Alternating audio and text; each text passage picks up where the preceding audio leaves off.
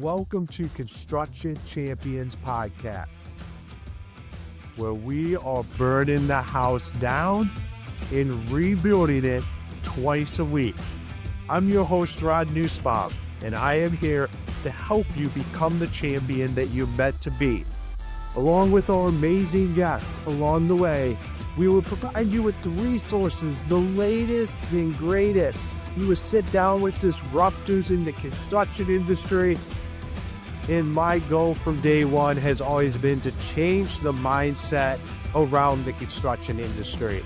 No more where we let the 3% of bad apes dictate the entire reputation of. Welcome back, Construction Champions. I'm your host, Nussbaum, and we are here for another amazing episode of Construction Champions Podcast, where we're moving the ball. We're changing the mindset around the construction industry and what it means to actually own and operate your own business. You guys don't just tune in for me, you tune in for all of our amazing guests to bring their knowledge, their perspective, and their industry experience to help you transform your business today. And today is no different. We have an amazing guest here with us. Blake, welcome to Construction Champions. Thank you for having me. Pumped to be here. Awesome, man. Well, before we dive into it, why don't you introduce yourself to all the champions out there listening? Yeah, sounds great. So I call myself a business builder and health and wellness nerd. I really enjoy building businesses from scratch and love doing things like ultra marathons and other endurance activities. Always make it a priority in my life to do hard things like that.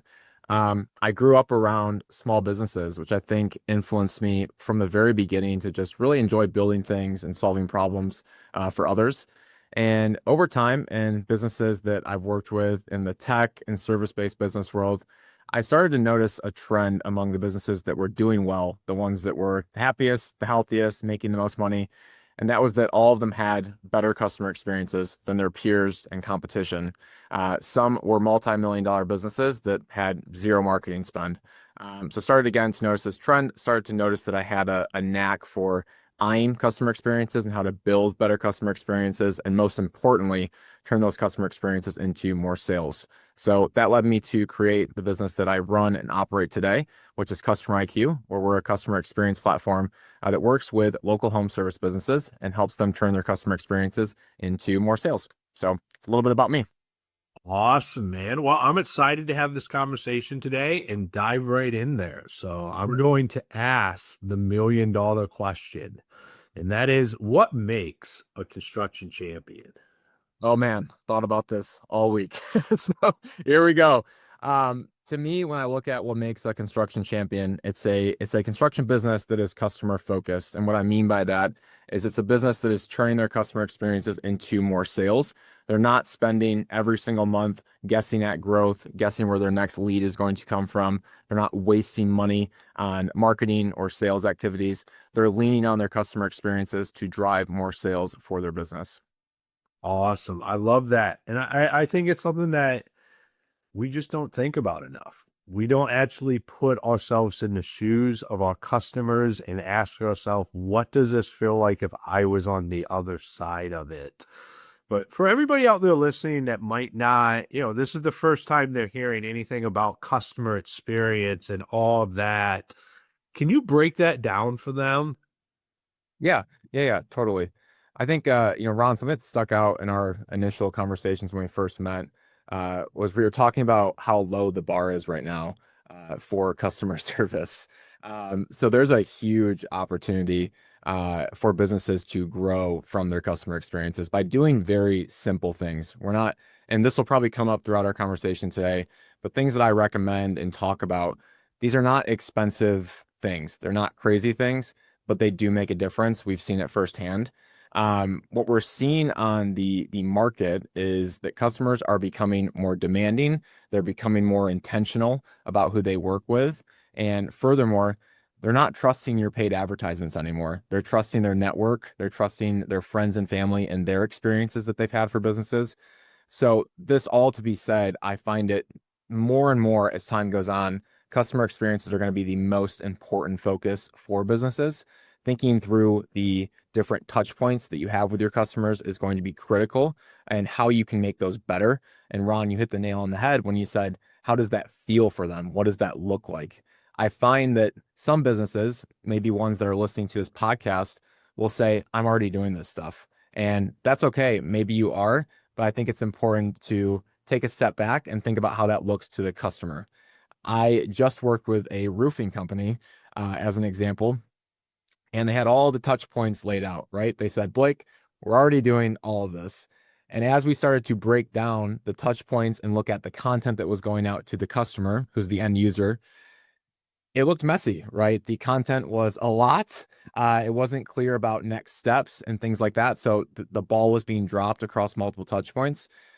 So all in all, to end this rant, I just think it's going to be super important to think about the look and the feel as you go through your customer journey and experience. Yeah, we can get really in the weeds Yeah. and with a bunch of information that no one cares about, except for us. We Yeah. care about it because we know it matters. But at the end of the day, our customer they're buying an outcome from us. They're buying an experience. By time you get in front of them, they already know you're probably knowledgeable. You probably know what you're doing. They wouldn't be talking to you if you didn't have the credentials. But for some reason, we lean on the credentials, and that can really bog down the customer experience. Yes, and it can make the next steps be a little confusing. For example, I'll use the roofing company, which by the way, great company. They're doing a great job. But when I first, decided to work with them, you get blasted with all sorts of content showing recent podcasts they've been on, their expertise, etc.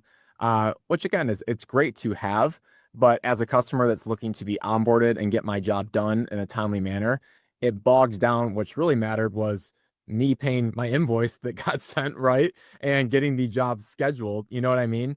So I think there's definitely a balance to all of this for sure.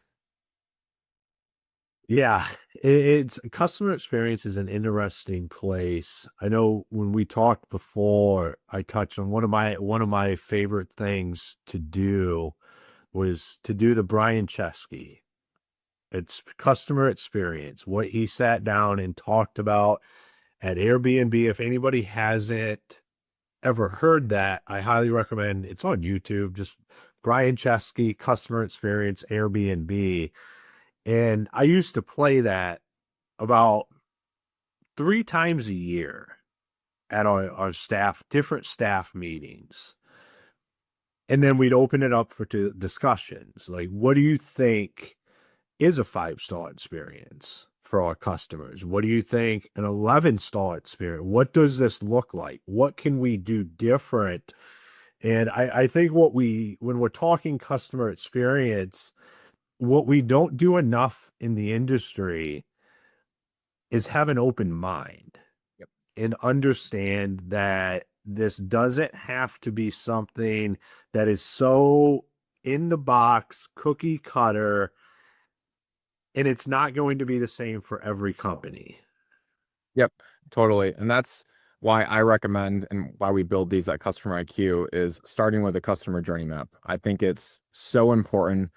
One being the fact that I think just overall as a society, we're moving toward liking things that are more visual. So in the past, we used to have proven process documents, SOPs, things like that in a business. And I think now what's happening is people aren't reading those or at least paying the full attention to those. And having a customer journey map that's something that's super visual, showing each touch point that a customer is having with your business from start to finish. And furthermore, when they wrap up with you, looking at the different ways that you can get creative and ask for referrals, ask for reviews, upsell them into other opportunities in your business. So I think that the visualization that customer journey map brings is crucial and super important. And I personally believe that every business should start with a customer journey map before they even start with a marketing or sales plan. I think when you look at a customer journey map, you can start to identify here's the marketing activities that my business specifically should be doing. Here's how our sales activities should look, etc.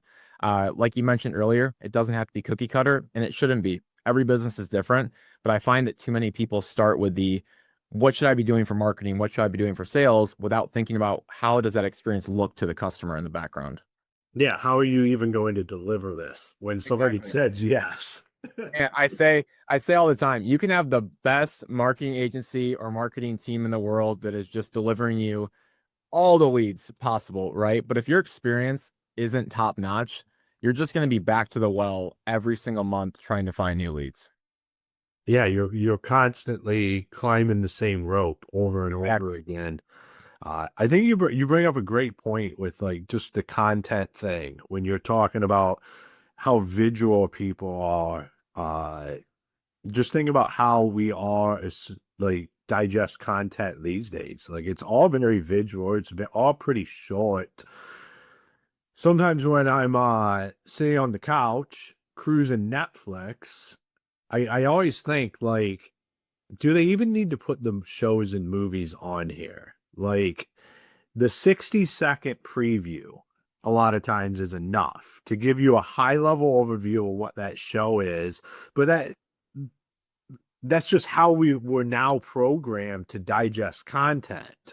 So if you're putting stuff out there, like you said, these long SOPs, all of this stuff, especially to try to sell yourself to that client or make that client experience, well, that's not how most of the world is digesting anything that we give them these days. So we have to put stuff in front of them that's familiar, that they understand and they can digest, or else like it just goes to the wayside. And then you're like, well, it was in document 5, paragraph C, line 4, where we stated that. And they're like, well, I didn't even read line 1. I read the I read the headline and was like, this is going to be boring. And Yeah. I deleted it. Yeah, I read the headline, opened the email, and immediately checked out is usually what can happen. And then your team is spending time following up, right? Which takes time away from selling more, marketing more, etc., and delays projects, right? And delays the outcomes and you getting paid. So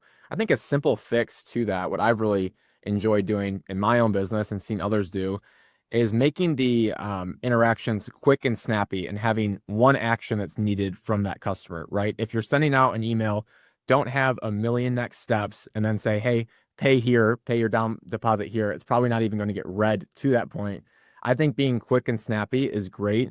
And using tools like Loom, which can record you and get embedded in emails. I sent you a Loom before this, Ron. I think they're great because you can send some quick, snappy videos embedded right into emails or your communications. And it's more visual, which I think just helps mitigate the issues that we're talking about as a society. And man, I don't think our attention spans are going to get any better. So I think we have to be more visual. Yeah, no, I would agree. And also with the multi to-do list, like the goal with the customer experience is to make this as easy as possible, smooth.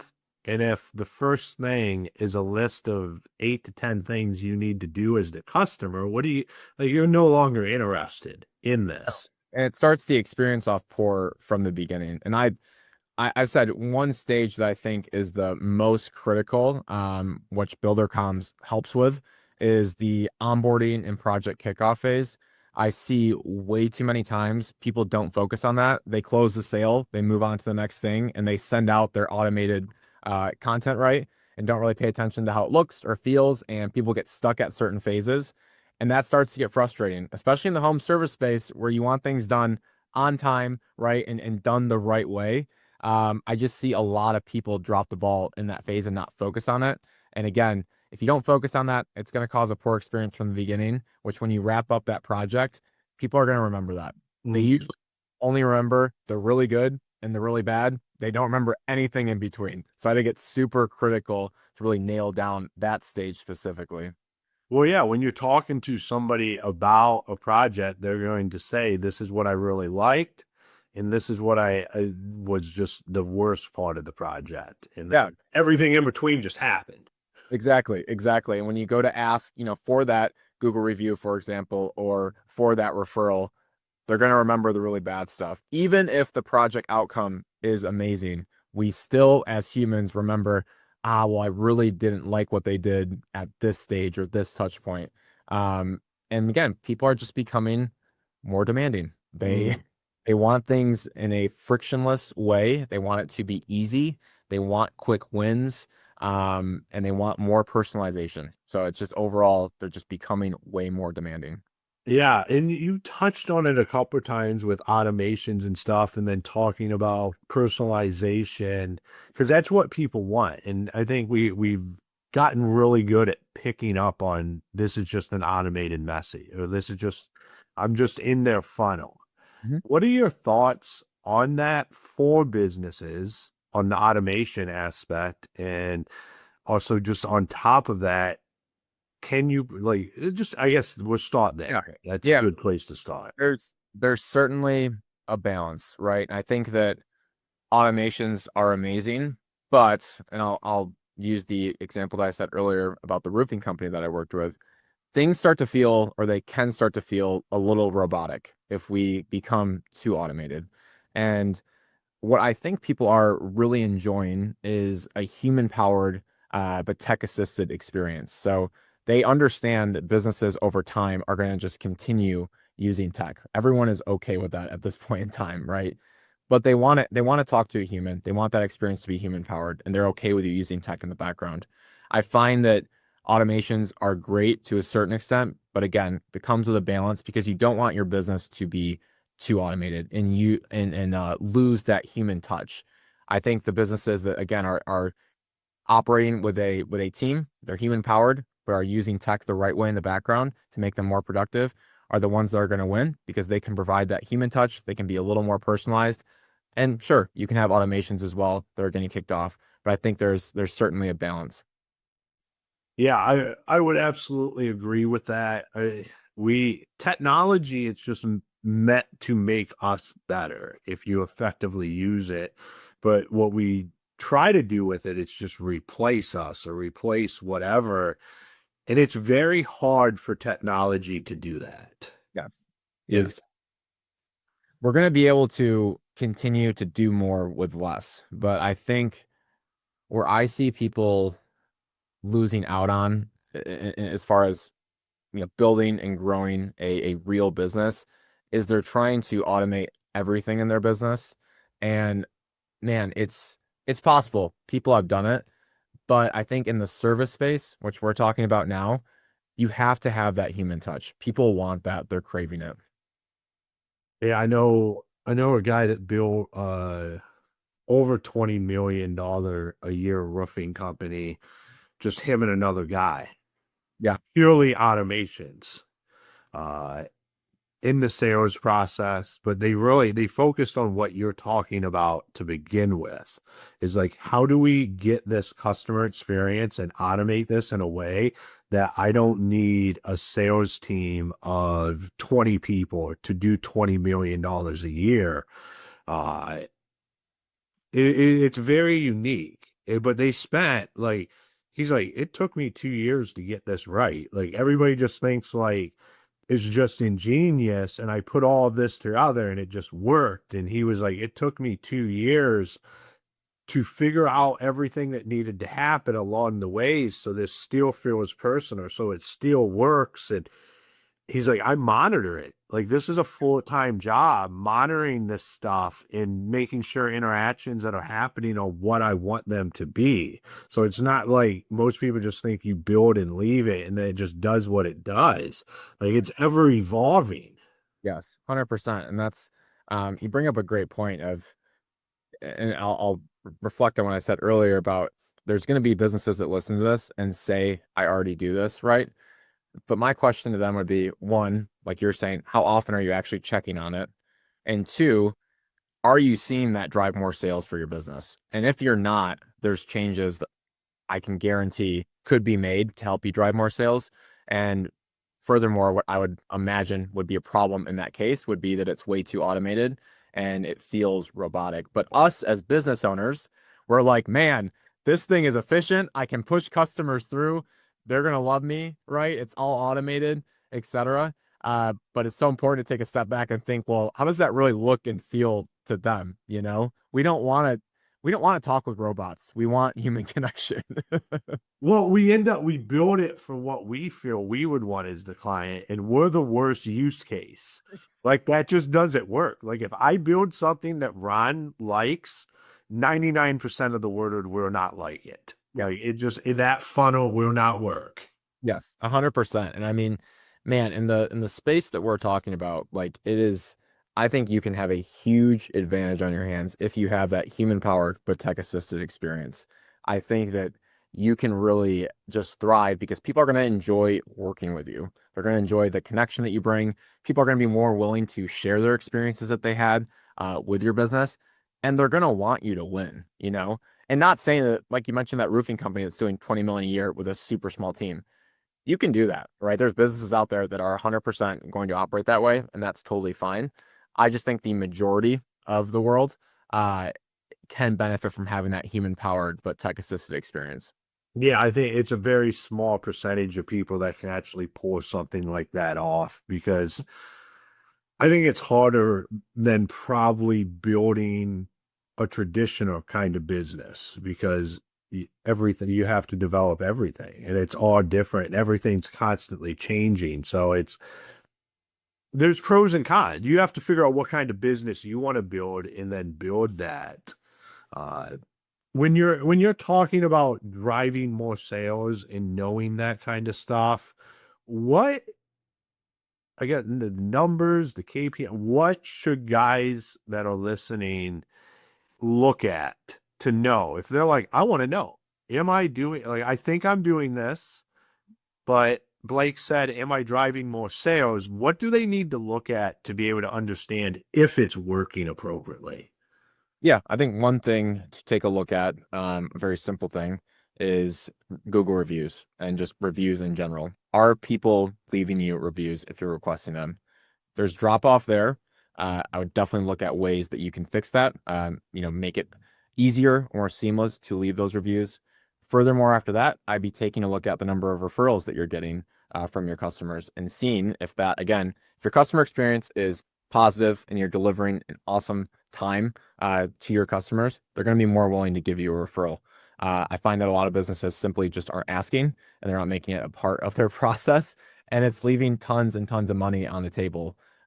We have a calculator on our website that helps you calculate how much referral revenue you could be leaving on the table. I think that number can be a bit scary to some people once they get it, but again, it's a number that I'd be tracking. And furthermore, if we're taking the reviews and the referrals, those numbers are increasing. You'll find that your sales will be increasing as well. Yeah, refers are an amazing thing. They are. They And close. most businesses just don't ask, right? I mean, some just they move on to the next project. And it's a huge opportunity, again, to just get organic business. And those are customers that you also want to work with because they're coming from people that you've already worked with. So I think it's a major opportunity to get business in a very simple way. Furthermore, what I'd be looking at throughout the customer journey is if you're having people that are coming back to you. So we'll talk about retention, right? Are people getting new projects on board and working with you? Are you upselling people actively to different services that you offer? That'd be another thing that I would look for as well. Yeah, it's the ability to continue to sell a client long term because typically they don't do everything that they should have done. So your ability to be able to get back into that house and then the refers, it's just so refers close at like double whatever your closing rate is. Like, Requirement. Furthermore too, I think it's because people are already coming to their network and showing the experience that they've had with you. And I think we'll give builder comms a shout out, right? The fact that you can post pictures in real time and give project updates, that gives the customer an opportunity to say, hey, here's where I started, here's where I ended up. You guys should work with these people, right? And I think making it super easy and seamless to allow your customers to give you a referral, giving them something to share and show them about the awesome project that you did for them makes everything even more easier. Where at times you may find, man, I have like 100% close rate with these referrals, right? because we're making it so easy for our customers to give all the information possible that we did throughout that project and make it just, again, easy and seamless for their network to feel comfortable talking with us. Yeah, I've never quite understood it when sales reps don't go back to houses after the project's done. Because that's literally like you just go back and everything went great, and or it didn't and you have to fix something, but Yeah. it gives you an opportunity to ask, like, who else do you know that, and you can take those refers and like you said, they just close better. It's going to increase your closing percentage because then you bring this lead in and you close it. So I mean it's 100% on that. And it just always puzzled me that people are just unwilling to ask or to go back and ask. Do you think that we as humans just think it's sexier to get new leads? Like, is that what it comes down to? Like, nobody wants to be the sales rep where they're like, yeah, man, I'm crushing it, but I'm just going after the business that we've already had. Okay, so I don't know if I mean, I would think it's that. So I've seen it happen both ways. I had a sales rep that had been around for 20 years, uh, was enjoying his life, and was like, here's the deal. I don't want any leads from you guys. Like, Yep. I still want to work. I'm still going to work, but I just want to run my referrer network. I don't want any new leads. I'm only going to work referrers. And he was one of our top producers. So okay, go into semi-retirement. That's fine, man. Yeah. The dude kept being a top performer. He was still one, and all he did was just his referrer network that he had built up over years because he was always the one going back, asking, making the connections, always like, who do you know? What? And so he just became the guy that everybody was comfortable referring. And he didn't even want to run new leads. He's like, why would I want to run new leads when I only want to run a certain amount of leads and my network generates them for me? Yeah. And I go close at a high level. I outsell everybody in the company almost, and my life's great. Yeah, exactly. So I would say that's pretty sexy in itself. Yeah. It's to me, it sounds like, yeah, 100%. I think another area that's worth mentioning, that sales reps specifically drop the ball on is the follow-up touch point. I find that a lot of businesses just simply aren't following up. And that's leaving a lot of money on the table too. And I think following up, similar to asking for referrals, is an art, and you should look at how it looks and it feels when you're following up. I think we've all had the experiences with any sort of business where the follow-up is very automated, right? And that goes back to being a little too robotic. You could have automations in place, and as the business owner, think that everything's going right. You're hitting leads up, every so often, right, and following up about the quote that was sent out there. But you got to think about from the customer perspective. It's not personalized. It feels robotic, and it's probably not going to convert like it should. Absolutely. And what I'm hearing is this is more than just the customer experience that you help with. I mean, we're getting into the sales experience, the follow up, stuff that drives pure revenue. And it's different than just the customer experience. I think you're diving into how do we just become a very well-oiled machine with our customers. Yeah, and I think it goes back to what I said earlier in the intro. I've always noticed that the businesses with the best customer experiences, they were happier, healthier, making more money, and like you just mentioned, um, their team members were happier as well. They were working with people that they wanted to work with. They had a better time selling, and they weren't going out and just stressing 24/7 about where their next business is going to come from. They knew exactly where it was going to come from, and they were more than happy to serve those customers that were coming their way. It's amazing when you put this stuff together. Yeah. And I always enjoyed happy customers because the angry ones are the ones I typically had to deal with because that's just what you do when you're at that level. Like I would prefer my guides to not have to deal with the angry ones. I prefer them to be out dealing with the happy ones.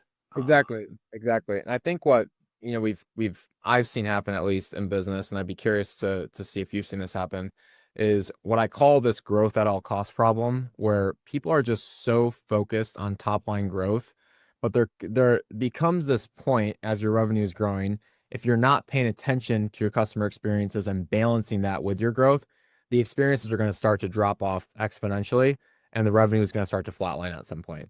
And that's where businesses usually die. I think it's such a balancing act of saying, yes, we want to grow, which is great, but you also have to balance the experiences with that as well. And if you do that, you'll be a happier and healthier business. Yeah, I mean, top line revenue is like that's the ego number. Exactly. There's so much that goes into it. Exactly. So much. And you can generate a lot of top line revenue and lose money. And I think people don't think about that. They don't think about all the different aspects that go into a solid foundation around a business. And they just want to trade. I'm guilty of this. I've been there where it was like top line revenue was the only number that mattered. Yeah. Grow, grow, grow at any cost. And then you lose a bunch of, you become unprofitable Yeah. and you have to refigure it out. And what ends up happening most of the time is you have to descale the business Exactly. in order to go in the to put a foundation back in there because it's really hard to put a foundation under something that's huge without descaling it back down in order to be able to get back on that growth train. And I'm a huge component of we should not be chasing top line revenue to chase top line revenue. Yeah. You should be building a solid foundation in a machine with predictable scalability Yeah. that can grow over time without breaking the machine. Exactly. No, I mean, it shouldn't be just about going after more leads, more projects, right? I think that's where I see people get in a ton of trouble, where they can say, oh my God, look at all the leads I've gotten this month. Look at all the projects that we have under our belt. Then you look at how many positive reviews are you getting? How many referrals are you getting on a monthly basis? Are people coming back and doing different projects with you? And in most cases, if it's a business that is falling into this growth at all cost problem, the answer is probably no, right? They're just continuing to wake up stressed every day about where their next, where their next lead and or project is going to come from. So I think it's certainly a balance. There's nothing wrong with it, but like you said, you have to make sure you're building this well-oiled machine that can sustain that. I'm sure in your experience, you've seen a ton of businesses fall into this trap and subsequently die because of it. Unfortunately, that's what happens. Yeah. And I always say, like we're for-profit businesses. Like Yeah. we don't run nonprofits, but there's a lot of construction companies out there. There's actually just a lot of businesses in general.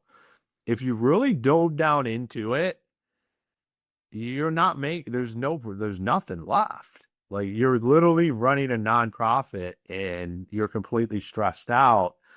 And we need to get in the mindset of we run a for-profit business. What does that look like?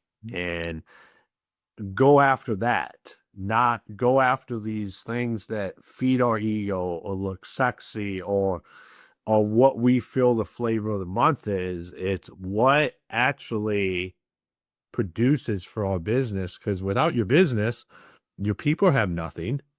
You can't help your community. Like there's all this stuff that just makes sense to me to have a business that makes a profit. Exactly. I find too, we're in such a noisy world nowadays, and marketing and sales is it's just becoming very diluted. We think about your inbox right now, right? You probably have tons of cold emails, you're getting spam calls, things like that on a daily basis. People are annoyed by it. And the marketing and sales activities that worked in the past are not working now. And that's why I think it's just, again, so important to focus on those customer experiences and use them as a source of growth for your business. Mm-hmm. That's the only way you're going to stand out. You can have the biggest marketing budget in the world. People are only still going to work with you if they're seeing others in their network have a positive experience with your business. Absolutely, man. 100%. I think that's a great way to wrap up today is on that. So, for everybody listening out there, if they wanted to connect with you, follow you, learn more about what you do, where's the best places for them to do that? Yeah, I'll shoot you a link to my LinkedIn, and then I'll also shoot you a link to our newsletter where we give out customer experience tips on a weekly basis. We also do product reviews and share any other relevant company updates as well.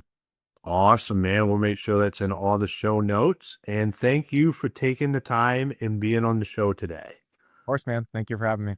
Awesome. All right, construction champions, another episode in the bag where we dove into the customer experience, the customer journey, how you interact with your customers, however you want to phrase this. This is something that deserves your attention. I'm going to say that again. This is something that deserves your attention. Here is why, from my personal perspective, why this matters. Do you like dealing with angry people? Because most of us do not. And the reason why we end up with angry customers is because of somewhere along the customer journey, the ball got dropped. And the reason it got dropped is probably because you never looked at what it's actually like for your customer. And you can say, hey, here, I'll take the argument. You're probably saying, well, stuff was delayed, it caused a scheduling problem, and that is why the customer is angry. Well, my rebuttal to that would be, what's your customer journey process when that stuff happens? What does that look like when something's delayed, when you have to have those conversations? What does that part of that customer experience actually look like? Because a lot of times what I find is customers understand that there's going to be setbacks, there's going to be issues, there's going to be stuff that happens. But what they want to, like, that has to be communicated to them. And you have to have a way that you do this that's standardized. So everybody has the same message and there's no confusion. That if you know this project was changed, it moved around because of the schedule, you know this conversation has happened with them. So when you show up there, you can say exactly what you need to say, understanding that this has already happened, because that is what happens. That's just how we do it here. So even when things are out of your control, you should still have a way to be able to control the customer experience. I say it on here all the time. I said it from the stage in Las Vegas, is that we have to control the controllables. There's so many uncontrollables in the construction industry that you have to take hold of the actual controllables that you can control and master them, put processes around them, understand that things are going to happen, but we can still control a lot of it. And that leads us directly into that customer experience. We control that customer's experience, even when things are happening outside of what we even control, because we're the one having the conversation with them.